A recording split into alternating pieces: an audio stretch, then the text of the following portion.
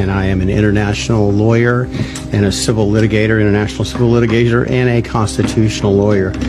I am pleased and honored to be counsel for Ambassadors of Self-Determination. I am equally pleased and honored to be here today.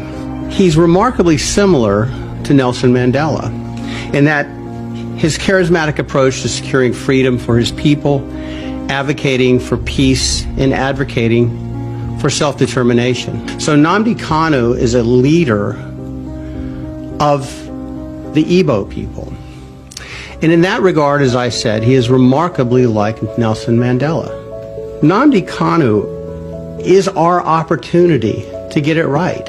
So if you have some hesitation about supporting Nnamdi Kanu, because there's been some talk of him being a terrorist and the IPOB being terrorists, that's simply not true. But I'm here to submit to you, even more important, Nelson Mandela was considered a terrorist. As a matter of fact, Nelson Mandela was not removed from the United States list of terrorists until he was 89 years old, and I believe it was 2009, when he was almost dead. As we've said, evidence has come to light that not only is Nnamdi Kanu jailed, and let's just make sure what we're talking about is crystal clear. Here is a man that is a political leader, a peace-loving political leader that wants freedom for his people, wants his people to no longer be subjected to apartheid-like discrimination and genocide, and he's jailed because of that. He's sitting in jail as we speak today. And I would really be delighted, and my job would be done, if a great number of you said, why haven't I heard about this before? Why isn't everyone talking about this? Why is this something that seems to only concern the Igbo people?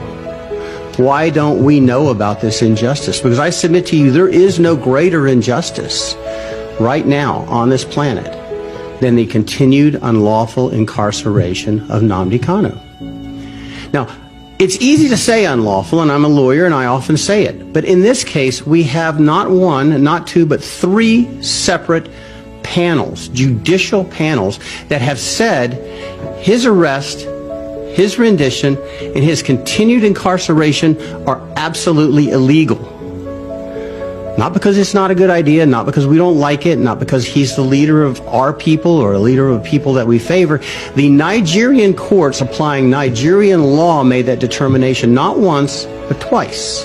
You have two court judgments, it's so obvious, that said he must be released immediately, he must be returned to his place of citizenship, which is Britain, and he must be paid 1 billion naira, or 500,000 naira, depending on the court. The United Nations has looked at this case and determined that there are rampant, gross human rights violations, and they demand the immediate release.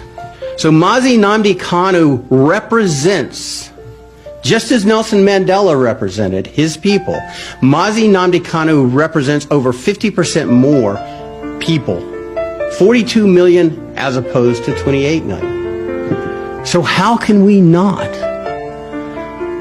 move mountains, do everything in our power possible as human beings to free Nnamdi Kanu?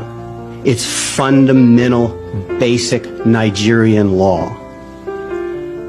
And that has been disregarded because Nigerian law has been utilized by the courts twice to say, release Nnamdi Kanu. Again, let's make sure we understand he's in jail solely because of his political beliefs. He's caged solely because of his ethnicity and solely because of what he represents, which is freedom. Freedom from oppression, freedom from genocide, and freedom from apartheid-like discrimination. The UN determination, they found directly, not obliquely, not as a recommendation, but a direct speaking voice that the UN seldom, if ever, takes, almost never takes, that there was a violation of Mazi Nnamdi Kanu's human rights because he was detained arbitrarily and without law. He was detained without due process. He was detained without the right to use his counsel. and he was unlawfully kidnapped and secreted to a secret location. He was disappeared. He was all of the horrors that you can imagine that a nation could do short of actually killing him, which would be genocide, all at once. Nnamdi Kanu has languished in the darkness and the silence for far too long. We call for someone, anyone or Congress as a whole, to stand up and say enough's enough, free Nnamdi Kanu. So when this message gets out to the members of the United States Congress, I submit that those that want to strike a blow for freedom and also preserve their name for posterity, this would be a good start. So I think we have reason for hope. Without hope, everyone gives up. So I'm here to tell you there's hope. Finally, the freedom of Mazi Nnamdi Kanu is of paramount importance in beginning the process of remedying the religious and ethnic persecution in Nigeria. It's a bigger issue than him.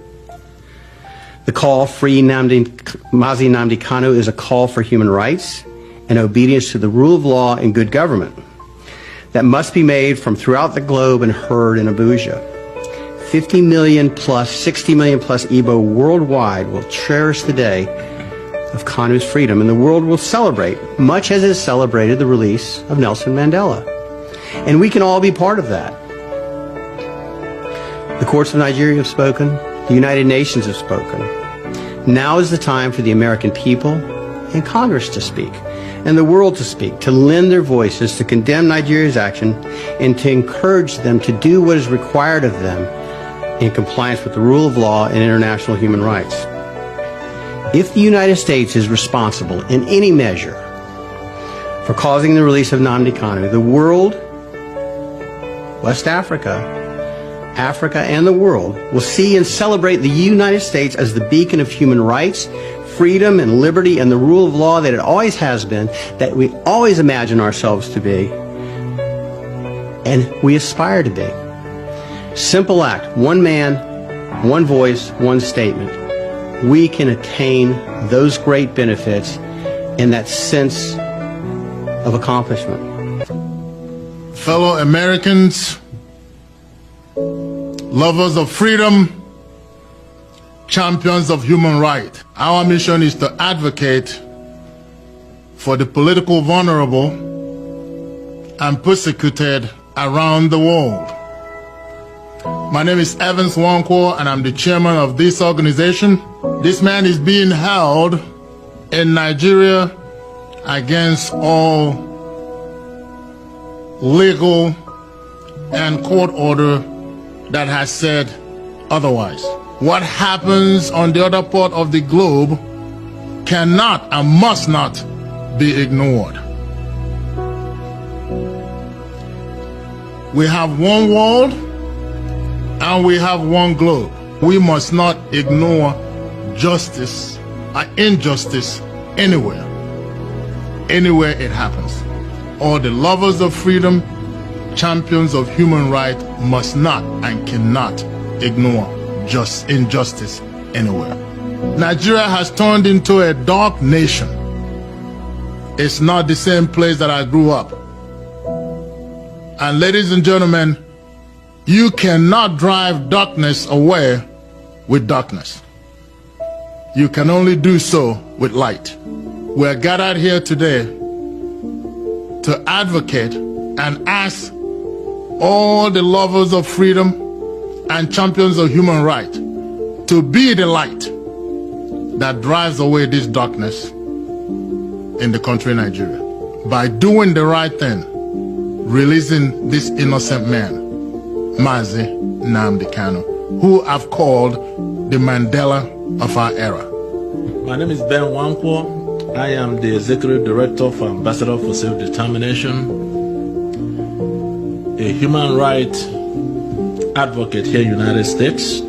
Our mission today is to call for the release of Mazi Nnamdi Kanu. We are calling on the Nigerian government to listen to the cry of the people. men and women all over the world that have extended a hand of friendship to Nigeria in respect of their democracy to ask for release of this man. He should not die in prison.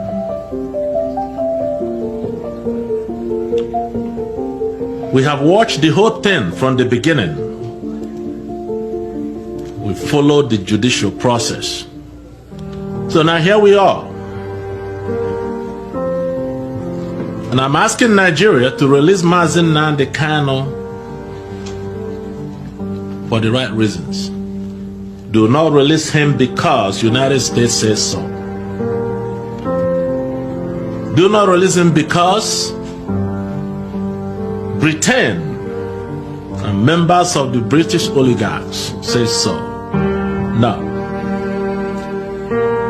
Do not release him because Biafran people are protesting all over the world, calling for the immediate release of Mr. Kanu. He too has a mother that died as a result of this struggle for freedom. He has cried out to people, to Nigerians, to pay attention to this injustice because Mazi Nnamdi Kanu is ill. He is sick and needed medical attention. He's been denied of the proper medical attention. He's been starved. He's been denied access to his attorneys, especially those from outside Nigeria. When will it end? It is called justice and the rule of law. This justice and the rule of law is not just for the rich and famous. It's to all men, both great and small, as advocates of human rights and members of our Ambassador for Self-Determination. We believe that currently Nigeria is at a crossroad, and we all know what that is. Nigeria must choose between good and evil. They must choose between righteousness and unrighteousness. They must choose between freedom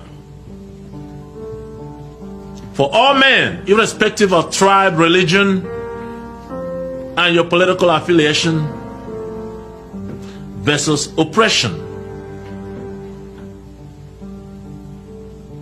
and mental slavery of her citizens, where people are subjected to chronic poverty, no job, no freedom, and it's become the order of the day to fundamentally violate human rights. That's why Mazi Nnamdi Kanu remains in prison today. We are not here to be confrontational. We are not here to intimidate or to insult.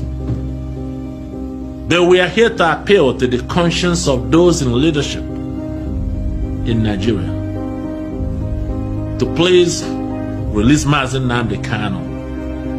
Why? Because you can do it. Don't wait for tomorrow. You can do it today. You have a chance to join the global community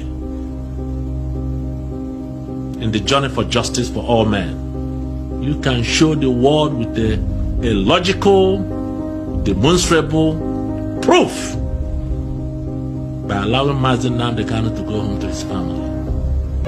This is a long journey, but I do believe deep in my heart that the end is near. Martin Luther King said that in the end is not the words of the enemy that hurts. Rather, is the silence of friends that's supposed to speak but choose to be silent. And darkness cannot drive away darkness. Only light can do that. So on behalf of Ambassadors for Self-Determination, I'm calling on all people in diaspora. You are the future. You are the hope. Be the light. I'm calling on U.S. Congress and the senators to be the light, because injustice anywhere left unaddressed will eventually become injustice everywhere. I also appeal to my brothers and sisters, the African Americans. We are cut from the same cloth. We just arrived here differently. Do not forget from where you come. And this is the time to rise up. Speak up, do not be silent, and be the light. Because if we collectively can do that,